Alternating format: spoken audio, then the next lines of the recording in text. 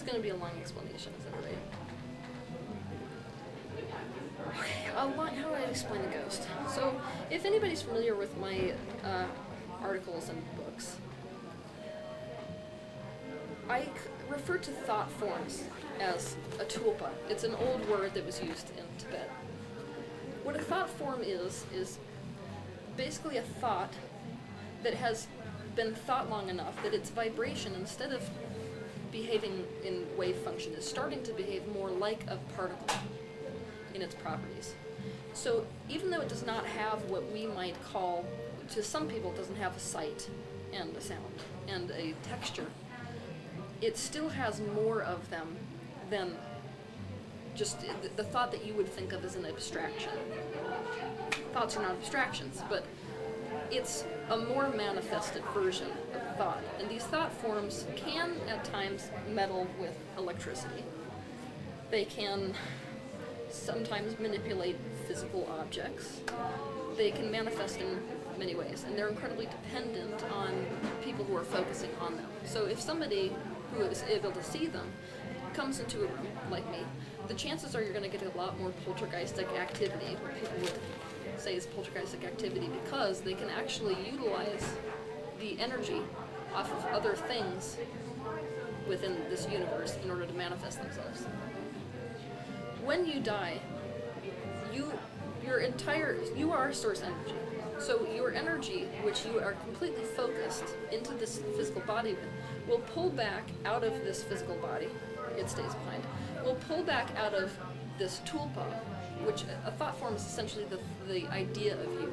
So this identity that you have in this life, any issues you may have from this life, is part of this idea of you, which I call a tulpa. So you will pull back from that, and you're now part of this unified consciousness source, what most people call God. However, this thought, because every thought that's ever been thought exists, is still vibrating. And if it's got a lot of energy, which it does it often does when there's a situation where a person dies and they have a lot of emotional energy going on still, like a murder, this energy can sort of surge into form. So people may perceive them moving things. People may perceive them trying to get messages across, things like this. What most people don't understand is that there are two types of tulpas. There are the exiting tulpas, which is what a ghost is. That means that it's not connected, essentially, to this bigger part of source. It's just this idea that's still operating and still manifesting itself with those previous issues that it had before it died. Which is why there's this whole thing about ghosts having unfinished business. It's that your identity, which you have left behind in death, still is participating in its prerogative. It can be talked out of this. I mean, you can focus it out of it. People who are living can focus these thought forms out of form, into the light, like you would say.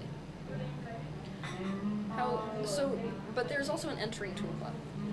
So when people are on their deathbed, quite often they will suddenly be able to speak to people that they knew during their past. A lot of people around these individuals will say, oh, well, they're hallucinating. When what it actually is that in their coming so close to death, they are able to now have this more objective view, and so they're able to see thought forms. And so this energy that is part of source can come back into one of these thought forms. You can reconnect with anyone.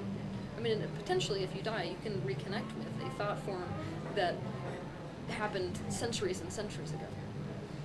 But let's say that I had an incredibly good friend and I had died. This life was over. I'm now part of Source. I have more objective view than I ever had before.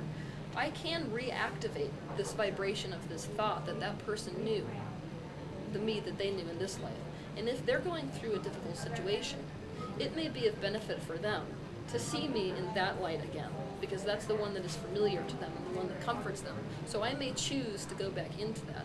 And this is when you would call this type of ghost is an entering tulpa, not an exiting tulpa, which means it has a direct connection to Source.